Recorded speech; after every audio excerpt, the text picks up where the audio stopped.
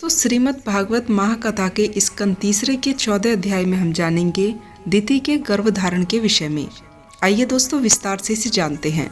श्री सुखदेव जी कहते हैं, राजन, शुक्र बने श्री हरि की कथा को मैत्रेय जी के मुख से सुनकर विदुर जी की पूर्ण तृप्ति नहीं हुई। अतः उन्होंने हाथ जोड़कर फिर पूछा। विदुर जी ने कहा, मुनिवर, हमने यह बात आपके मुख से अभी सुनी है कि हिरण्यकश्यप को भगवान यज्ञमूर्ति श्री हरि ने ही मारा था।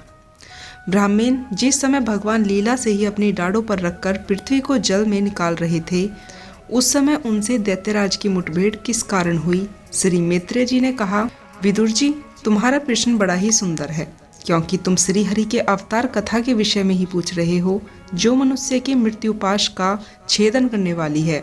देखो, उतानपाद का पुत्र ध्रुव बालकपन में श्री नारद जी की सुनाई हुई श्री कथा के प्रभाव से ही मृत्यु के सिर पर पैर रखकर भगवान के परम पद पर आरूढ़ हो गया था। पूर्व काल में एक बार इसी भगवान और हिरण्यकश्यप के युद्ध के विषय में देवताओं के प्रश्न करने पर श्री ब्रह्मा जी ने उन्हें यह इतिहास सुनाया था। विदुर जी, एक बार दक्ष की पुत्री दिति ने पुत्र प्राप्ति की इच्छा से कामातुर होकर श्यामकाल के समय ही अपने पति मरीचि नंदन कश्यप जी से प्रार्थना की। उस समय कश्यप खीर की आहुतियों द्वारा भगवान यज्ञपति की आराधना कर रहे थे। सूर्यास्त का समय जान अग्निशाला में ध्यानग्रस्त होकर बैठे थे। दिति ने कहा, विद्वान, मत वाला हाथी जैसे केले के वृक्ष को मसल डालता है, उसी प्रकार यह कामदेव मुझ अबाला पर जोर जताकर आपके लिए मुझे बेचैन कर रहा है। अपनी पुत्रवती सौतों की सुख समृद्धि को देखकर मैं ईर्ष्या से जल रही हूँ। अतः आप मुझ पर कृपा कीजिए। जिसके गर्भ से आप जैसा पति पुत्र रूप से उत्पन्न होता है, उसका सूयश संसार में फैल जाता है। हमारे पिता दक्ष का अपनी पुत्रियों पर बड़ा ही स्नेह था। एक बार उन्होंने हम सभी को अलग अलग बुलाकर पूछा कि तुम किसे अपना पति बनाना चाहती हो। वे अपनी संतान की सब प्रकार से चिंता रखते हैं। अतः हमारा भाव जानकर उन्होंने उनमें से हम 13 पुत्रियों को, जो आपके गुण स्वभाव के अनुरूप थी, आपके साथ विवाह दिया। आप मेरी इच्छा पूर्ण कीजिए, क्योंकि हे महात्म, आप जैसे महापुरुषों के पास दीन जनों का आना निष्फल नहीं होता। विदुर जी, दिति कामदेव के वेग से अत्यंत बेचैन और बेबस हो रही थी। दीन होकर कश्यप से प्रार्थना की। तब उन्होंने उसे शयमधुर वाणी से समझाते हुए कहा, भीरु, तुम्हारी इच्छा के अनुसार मैं अभी अभी तुम्हारा प्रिय अवश्य करूंगा। भला जिसके द्वारा अर्थ, कर्म और काम तीनों की सिद्धि होती है, अपनी ऐसी पत्नी की कामना कौन पूर्ण नहीं करेगा? जिस जहाज पर चढ़कर मनुष्य महासागर को पार कर लेता है, उसी प्रकार गृहस्थाश्रमी दूसरे आश्रमों को श्रय देता हुआ अपने आश्रम द्वारा स्वयं भी दुख समुद्र से पार हो जाता है। माननीय स्त्री तो विविध पुरुषार्थ की कामना वाले पुरुषों का आधा अंग कहा गया है। उसी पर अपनी गृहस्थी का भार डालकर पुरुष निश्चित होकर विचरता है। इंद्रियां रूप शत्रु अन्य आश्रमों वालों के लिए अत्यंत दुर्जय है, किंतु जिस प्रकार किले का स्वामी सुगमता से ही लूटने वाले शत्रुओं को अपने अधीन कर लेता है, उसी प्रकार हम अपनी विवाहित पत्नियों का आश्रय लेकर इन इंद्रिय रूप शत्रुओं का सहज में ही जीत लेते हैं। तुम जैसी भार्या के उपकारों का बदला तो हम अपनी सारी उम्र भी पूर्ण रूप से नहीं चुका सकते। तो भी तुम्हारी इस संतान प्राप्ति की इच्छा को मैं अवश्य पूर्ण करूंगा। परंतु अभी तुम ठहरो, जिससे लोग मेरी निंदा न करें। यह समय राक्षसादि घोर जीवों का है और देखने में बड़ा ही भयंकर है। इसमें भगवान भूतनाथ के गण भूत प्रेत घूमते रहते हैं। साध्वी, इस संध्या काल में भूत भावन भूतपति भगवान शंकर अपने गण भूत प्रेत आदि को लेकर बैल पर चढ़कर घूमते रहते हैं। वे तुम्हारे देवर महादेव जी अपने सूर्य, चंद्रमा और अग्नि रूप 3 नेत्रों से सभी को देखते रहते हैं। संसार में उनका कोई अपना या पराया नहीं है, न ही कोई अधिक आदरणीय और न ही नंदनीय है। हम लोग तो अनेक प्रकार के व्रतों का पालन करके उनकी माया को ही ग्रहण करना चाहते हैं, जिसे उन्होंने भोगकर लात मार दी थी। विवेकी पुरुष अविद्या के आवरण को हटाने की इच्छा से उनके निर्मल चरित्र का गान किया करते हैं। उससे बढ़कर तो क्या उनके सामने भी कोई नहीं है और उन तक केवल सत्पुरुषों की ही पहुंच है। यह सब होने पर भी वे स्वयं पिशाचों का सा आचरण करते हैं। यह नर शरीर कुत्तों का भोजन है। जो पुरुष आत्मा मानकर वस्त्र, आभूषण, माला और चंदन आदि से इसी को सजाते संवारते रहते हैं, हम लोग तो क्या ब्रह्मादि लोकपाल भी उन्हीं की बंधी हुई धर्म माया का पालन करते हैं, तथा यह माया भी उन्हीं की आज्ञा का अनुसरण करने वाली है। ऐसे होकर भी वे प्रेतों का सा आचरण करते हैं। ओह, उन पुरुषों की यह अद्भुत लीला कुछ समझ में नहीं आती। मैत्रेय जी कहते हैं, पति के इस प्रकार समझाने पर भी कामातुर दिति ने वैश्या के समान निर्लज होकर कश्यप जी के वस्त्र पकड़ लिए। तब कश्यप जी ने उस कर्म में अपनी भार्या का बहुत आग्रह देख देव को नमस्कार किया और एकांत में जाकर समागम किया। फिर जल में स्नान कर प्राण और वाणी का संयम करके सनातन ब्रह्मा का ध्यान करते हुए उसी का जप करने लगे। दिति को भी उस कर्म के कारण बड़ी लज्जा आई और वह ब्रह्म ऋषि के पास जाकर सिर नीचा करके इस प्रकार कहने लगी। दिति बोली, ब्राह्मण, भगवान रुद्र भूतों के स्वामी हैं, मैंने उनका अपराध किया है, किंतु वे भूत श्रेष्ठ मेरे इस गर्व को नष्ट न करें। मैं रुद्र रूप महादेव को नमस्कार करती हूँ। वे सत्पुरुषों के लिए कल्याणकारी और दंड देने के भाव से रहित हैं, किंतु दुष्टों के लिए क्रोध मूर्ति दंड पाणी है। हम स्त्रियों पर तो व्याध भी दया करते हैं, फिर ये सती पति तो मेरे बहनोई और परम कृपालु हैं, अतः वे मुझ पर प्रसन्न हों। श्री मैत्रेय जी ने कहा, दुर्जी, प्रजापति कश्यप ने संध्या वंदनादि कर्म से निर्वत होकर देखा कि दिति थर थर कांपती हुई अपने संतान की लौकिक और परलौकिक उन्नति के लिए प्रार्थना कर रही है। तब उन्होंने उनसे कहा, तुम्हारा चित्त काम वासना से मलिन था, वह समय भी ठीक नहीं था और तुमने मेरी बात भी नहीं मानी। तुम्हारी कोख से दो बड़े ही अमंगल्य और अधम पुत्र उत्पन्न होंगे।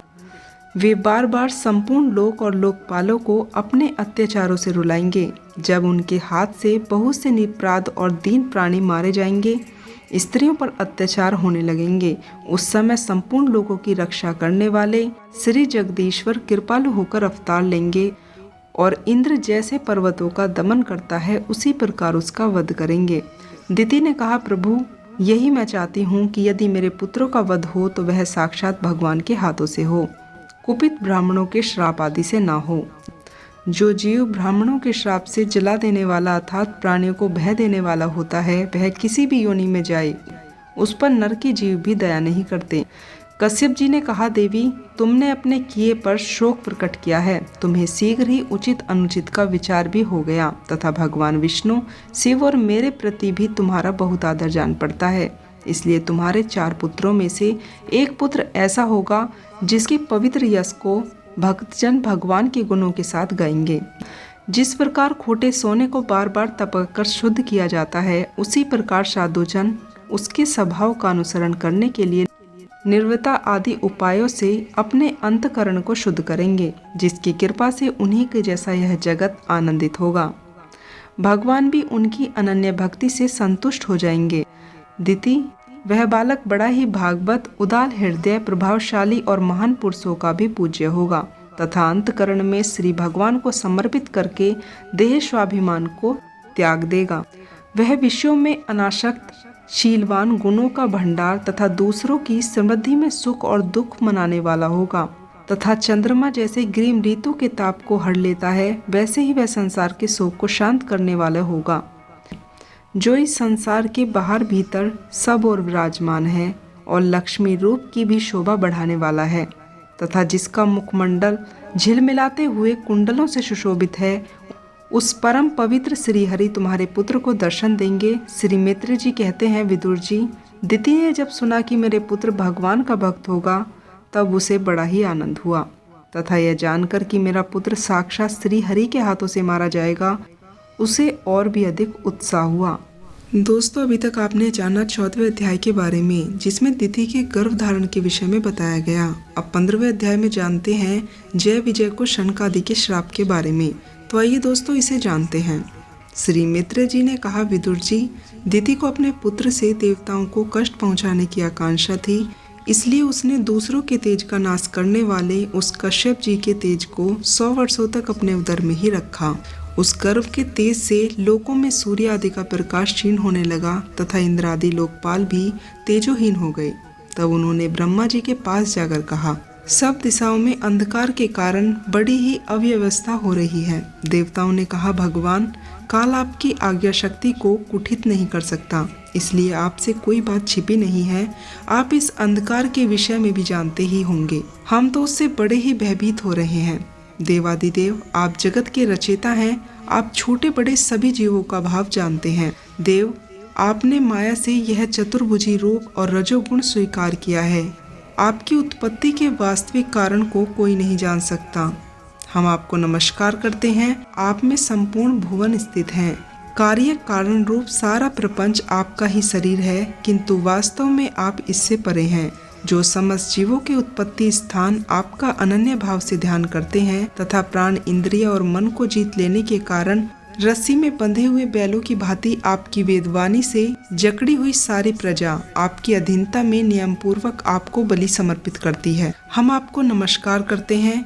इस अंधकार के कारण दिन और रात का विभाग स्पष्ट हो जाने से लोगों के सारे कर्म लुप्त हो जा रहे हैं। जिससे वे दुखी हो रहे हैं, उसका कल्याण कीजिए और हम शरणागतों की ओर दया दृष्टि से निहारिए। देव, आग जिस प्रकार ईंधन पकड़कर बढ़ती रहती है, उसी प्रकार कश्यप जी के वैर्य से स्थापित हुए यह दिति का गर्भ सारी दिशाओं को अंधकारमय करता हुआ बढ़ रहा है। श्री मित्र जी ने कहा, महाबाहो, देवताओं की प्रार्थना सुनकर भगवान ब्रह्मा जी हंसे और उन्हें अपनी मधुर वाणी से आनंदित करते हुए कहने लगे।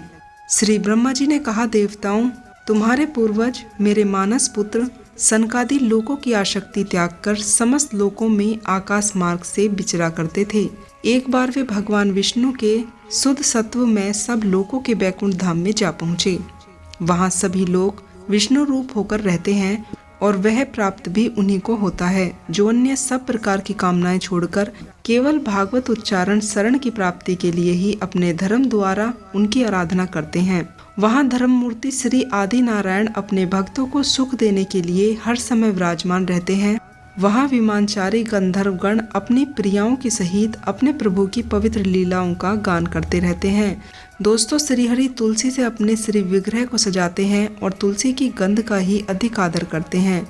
प्यारे देवताओं, जिस समय दासियों को साथ लिए वे अपनी क्रीड़ा वन में तुलसी दल द्वारा भगवान का पूजन करती हैं, तब वहाँ के निर्मल जल से भरे हुए सरोवरों में, जिनमें मूंग के घाट बने हुए हैं, अपना सुंदर मुखरविंद देखकर यह भगवान का चुंबन किया हुआ यूं जानकर बड़ा ही सौभाग्यशाली समझती हैं। जो लोग भगवान की पाप हरणी लीलाओं कथाओं को छोड़कर कथाएं सुनते हैं, वे इस बैकुंठ लोक में नहीं जा सकते। हाय, जब वे अभागे लोग इस सारहीन बातों को सुनते हैं, तब उनके सभी पुण्य नष्ट हो जाते हैं और वे आश्रयहीन होकर घोर नरकों में डाले जाते हैं। इस मनुष्य योनि की बड़ी ही महिमा है। हम देवता लोग भी उनकी चाह करते हैं। इसी में तत्व ज्ञान और धर्म की भी प्राप्ति हो सकती है। इसे पाकर जो भी लोग भगवान की आराधना नहीं करते, वे वास्तव में उनकी फैली हुई माया से मोहित हो जाते हैं। देवादिदेव श्री हरि का निरंतर चिंतन करते रहने के कारण जिनसे यमराज दूर रहते हैं, आपस में ही प्रभु के चर्चाओं का अनुराग जन्य करके नेत्रों से अविरल अक्षुधारा बहने लगती है। और जिनके शील स्वभाव की हम लोग भी इच्छा करते हैं, वे परम भागवत ही हमारे लोकों से ऊपर उठकर बैकुंठ धाम में जाते हैं। जिस समय सनकादि मुनि विश्व गुरु श्री हरि के निवास स्थान संपूर्ण लोकों के वंदनीय और श्रेष्ठ देवताओं के विभिन्न विमानों में वशीभूत उस परम दिव्य और अद्भुत बैकुंठ धाम में अपने योग बल से पहुँचे, तब उन्हें बड़ा ही आनंद हुआ। भागवत दर्शन की लालसा से अन्य सामग्रियों की उपेक्षा करते हुए बैकुंठ धाम की 6 डोंडियां पार करके जब वे 7वीं पर पहुँचे, तब वहां उन्हें हाथ में गधा लिए 2 समान आयु वाले देव श्रेष्ठ दिखाई दिए, जो बाजूबंद, कुंडल और किरीट आदि अमूल्य आभूषणों से अलंकृत थे। दोस्तों, ब्रह्मा की दृष्टि में आयुध में सबसे बड़े होने पर भी दिखने में 5 वर्ष के बालक से जान पड़ते थे और दिगंबर व्रति से नंग धड़ंग रहते हैं। उन्हें इस प्रकार निसंकोच रूप से भीतर जाते देख उन द्वारपालों ने भगवान के शील स्वभाव के विपरीत सनकादि के तेज की हंसी उड़ाते हुए उन्हें बैत अड़ाकर रोक लिया। यद्यपि वे ऐसे दुर्व्यवहार के योग्य नहीं थे। जब उन द्वारपालों ने बैकुंठवासी देवताओं के सामने पूजा के सर्वश्रेष्ठ पात्र उन कुमारों को इस प्रकार रोका, तब उन्होंने अपने प्रियतम प्रभु के दर्शन में विघ्न पड़ने के कारण उनके नेत्र सहसा कुछ क्रोध से लाल हो उठे और वे इस प्रकार कहने लगे। मुनियों ने कहा, अरे द्वारपालों, जो लोग भगवान की सेवा के प्रभाव से इस लोक को प्राप्त होकर यहाँ निवास करते हैं, वे तो भगवान के सामने ही समदर्शी होते हैं। तुम दोनों भी उसी में से हो, किंतु तुम्हारे स्वभाव में यह विषमता क्यों है? भगवान तो परम शांत स्वभाव है, उनका किसी से विरोध भी नहीं है। फिर यहाँ ऐसा कौन है जिस पर शंका की जा सके? तुम स्वकपटी हो, इसी से अपने ही समान दूसरों पर भी शंका करते हो। भगवान के उदर में यह सारा ब्रह्मांड स्थित है, इसलिए यहाँ रहने वाले ज्ञानी जन श्री हरि से अपना कोई भेद नहीं दिखाते, बल्कि महाकाश में घटाघस की भांति उसमें अपना अंतर्भाव दिखाते हैं। तुम तो देव रूपी धारी हो, फिर भी तुम्हें ऐसा क्या दिखाई देता है जिससे तुमने भगवान के साथ कुछ भेदों के कारण होने वाले भय की कल्पना कर ली? तुम हो तो इन भगवान बैकुंठ नाथ के पार्षद, किंतु तुम्हारी बुद्धि बहुत मंद है। तुम्हारा कल्याण करने के लिए हम तुम्हारे अपराध के योग्य दंड का विचार करते हैं। तुम अपनी मंद बुद्धि के भेद के दोष से इस बैकुंठ लोक से निकलकर उन पापमय योनियों में जाओ, जहाँ काम, क्रोध, लोभ प्राणियों के लिए 3 शत्रु निवास करते हैं। दोस्तों, सनक आदि के कठोर वचन सुनकर और ब्राह्मणों के श्राप को किसी भी प्रकार के शस्त्र समूह से निवारण होने योग्य न जानकर श्री हरि के वे दोनों पार्षद अत्यंत दीन भाव से उनके चरण पकड़कर पृथ्वी पर लेट गए। वे जानते थे कि उनके स्वामी श्री हरि भी ब्राह्मणों से बहुत डरते हैं। फिर उन्होंने अत्यंत आतुर होकर कहा, भगवान, हम अवश्य ही अपराधी हैं, अतः आपने हमें जो दंड दिया है वह उचित ही है और वह हमें मिलना ही चाहिए। हमने भगवान का अभिप्राय न समझकर आपकी आज्ञा का उल्लंघन किया है। इससे हमें जो पाप लगा है वह आपके दिए हुए दंड से धुल जाएगा, किंतु हमारी इस दुर्दशा का विचार करके यदि करुणावंश आपको थोड़ा सा भी अनुताप हो तो आप ऐसी कृपा कीजिए कि जिससे उन योनियों में जाने पर भी हमें भागवत स्मृति को नष्ट करने वाला मोह न प्राप्त हो। उधर जब साधु जनों के हृदय धन भगवान कमलनाभ को मालूम हुआ कि मेरे द्वारपालों ने सनक आदि साधुओं का अनादर किया है, तब वे लक्ष्मी जी के सहित अपने उन्हीं श्री चरणों से चलकर वहां पहुँचे। प्रभु समस्त सद्गुणों के आश्रय हैं। उनकी सौम्य मंद मुस्कान को देखकर जान पड़ता है मानो वे सभी पर अनवरत कृपा साधु की वर्षा कर रहे हों। अपने चिंतन से वह भक्तों का हृदय स्पर्श कर रहे थे तथा उनके सुविशाल श्याम वृक्ष स्थल पर स्वर्णलिखा के रूप में जो साक्षात लक्ष्मी विराजमान थी, उसने मानो ये समस्त दिव्य लोकों के चूड़ामणि बैकुंठ धाम को सुशोभित कर रहे थे तथा उन्होंने कलाइयों में सुंदर कंगन पहने हुए थे। अपना एक हाथ गरुड़ जी के कंधे पर रखकर दूसरे से कमल का पुष्प घुमा रहे थे। उनके अमोल कोपाल बिजली की प्रभा को भी लजाने वाले कुंडलों की शोभा बढ़ा रहे थे। उभरी हुई उदंड नासिका थी, बड़ा ही सुंदर मुख था, सिर पर मणिमय मुकुट विराजमान था तथा चारों भुजाओं के बीच मनोहर हारों की और गले में कौस्तुभ मणि की अपूर्ण शोभा थी। भगवान का श्री विग्रह बड़ा ही सौंदर्यशाली था। उसे देखकर भक्तों के मन में ऐसा वितर्क होता था कि इसके सामने लक्ष्मी जी का सौंदर्य अभिमान भी गलित हो गया। ब्रह्मा जी कहते हैं, देवताओं, इस प्रकार मेरे महादेव जी के और तुम्हारे लिए परम सुंदर विग्रह धारण करने वाले श्री हरि को देखकर सनकादि मुनिवरों ने उन्हें सिर झुकाकर प्रणाम किया। उस समय उनकी अद्भुत छवि को निहारते निहारते उनके नेत्र तृप्त नहीं होते थे। सनकादि मुनिवर निरंतर ब्रह्म आदि में निमग्न रहा करते थे, किंतु जिस समय भगवान कमलायन के चरणाबिंद मकरंद से मिली हुई तुलसी मंजरी के गंध से सुवासित वायु को नासिका रुद्र के द्वारा उनके अंतकरण में प्रवेश किया, उस समय वे अपने शरीर को संभाल न सके और उस दिव्य गंध ने उनके मन में भी खलबली पैदा कर दी। दोस्तों, भगवान का मुख नील कमल के समान था। सनकादि मुनियों ने कहा, अनंत, यद्यपि आप अंतर्यामी रूप से पुरुषों के हृदय में स्थित रहते हैं, तथापि उनकी दृष्टि से ओझल ही नहीं होते, किंतु आज हमारे नेत्रों के सामने तो आप साक्षात विराजमान हैं। प्रभु, जिस समय आपने उत्पन्न हुए हमारे पिता ब्रह्मा जी से अपना रहस्य वर्णन किया था, उसी समय श्रवण रंध्रों द्वारा हमारी बुद्धि में आप भी विराजमान थे, किंतु प्रत्यक्ष दर्शन का महान सौभाग्य तो हमें आज ही प्राप्त हुआ है। भगवान, हम आपको साक्षात परमात्म तत्व ही जानते हैं। इस समय आप अपने विशुद्ध सत्यमय विरह से अपने इन भक्तों को आनंदित कर रहे हैं। आपकी सगुण साकार मूर्ति को राग और अहंकार से मुक्त मुनिजन आपकी कृपा दृष्टि से प्राप्त हुए सुदृढ़ भक्ति योग के द्वारा अपने हृदय में उपलब्ध कराते हैं। प्रभु, आपका सुयश अत्यंत कीर्तन और शारीरिक दुखों की निवृत्ति करने वाला है। आपके चरणों की शरण में रहने वाले जो महान भाग आपकी कथाओं के नासिक हैं, वे आपके मोक्ष पद को कुछ अधिक नहीं गिनते। फिर जिन्हें आपकी जरा सी टेढ़ी भौं भी भयभीत कर देती है। प्रभु आपका सुयश अत्यंत कीर्तन और शारीरिक दुखों की निवृत्ति करने वाला है। आपके चरणों की शरण में रहने वाले जो महाभाग आपकी कथाओं के रसिक हैं, वे आपके मोक्ष पद को कुछ अधिक नहीं गिनते। फिर उन्हें आपकी जरा सी टेढ़ी भौहें भी भयभीत कर देती हैं। उन इंद्रपद आदि अन्य भोगों के विषय में तो कहना ही क्या। भगवान, यदि हमारा चित्त भौरों की तरह आपके चरण कमलों में ही रमण करता रहे, हमारी वाणी तुलसी के समान आपके चरण संबंध से ही सुशोभित हो और हमारे कान आपकी सुयश सुधा से परिपूर्ण रहें, तो अपने पापों के कारण भले ही हमारा जन्म नरक आदि योनियों में हो जाए, इसकी हमें कोई चिंता ही नहीं है। आपने हमारे सामने जो यह मनोहर रूप प्रकट किया है, उससे हमारे नेत्रों को बड़ा ही सुख मिला है। आप साक्षात भगवान हैं और इस प्रकार हमारे नेत्रों के सामने प्रकट हुए हैं। हम आपको प्रणाम करते हैं। दोस्तों, इसी के साथ श्रीमद् भागवत महापुराण कथा के स्कंद 3 का 15वां अध्याय समाप्त हुआ। तो दोस्तों, मिलती हूँ श्रीमद् भागवत महापुराण के आगे के अध्यायों के साथ। तब तक के लिए आप लोग अपना ध्यान रखें, खुश रहें। जय सनातन, जय श्री कृष्णा।